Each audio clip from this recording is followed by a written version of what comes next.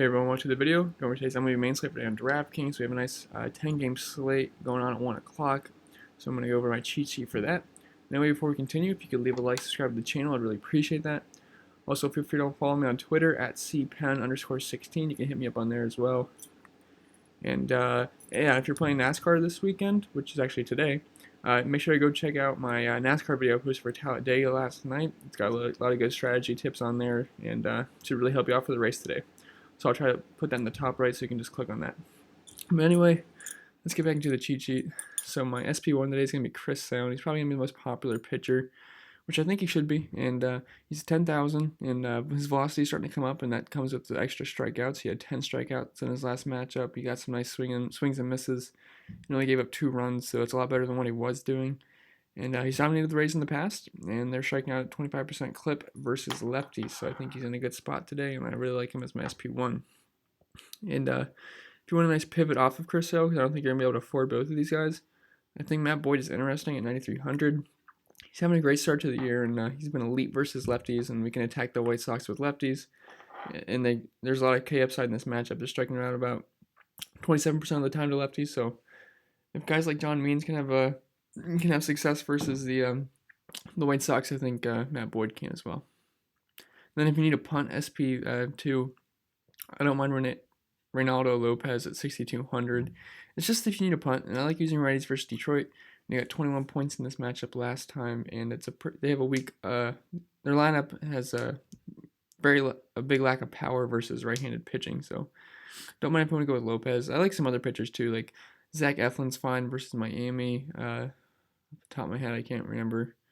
There's a few other guys I like, so and they're in some decent spots, so I don't mind if you want to go with them. Kyle Gibson is kind of okay versus Baltimore.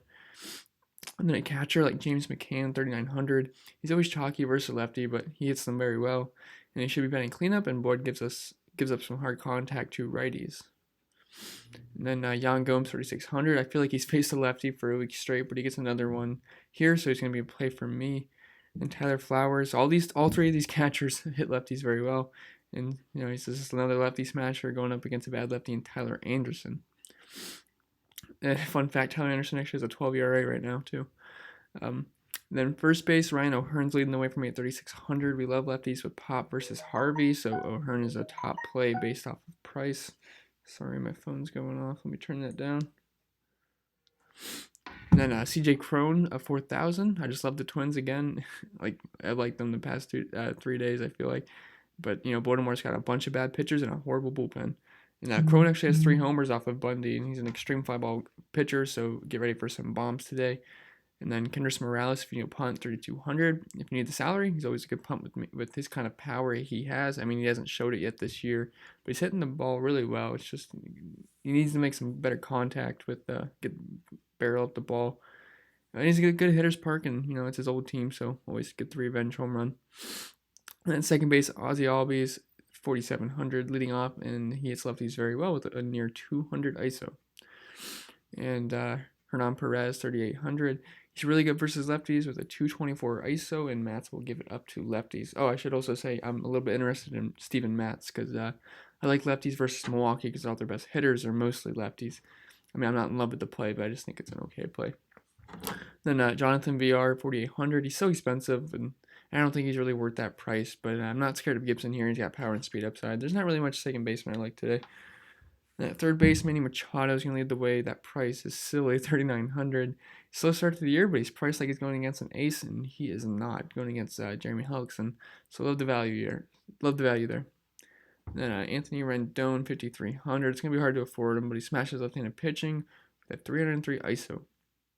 Now Marwin Gonzalez, 3,200. It's a good way to get cheap Twins exposure, and he's a switch hitter, so he's going to bat lefty versus Bundy, where he gets absolutely crushed, and then he'll have the platoon advantage against the bullpen, which is really bad as well.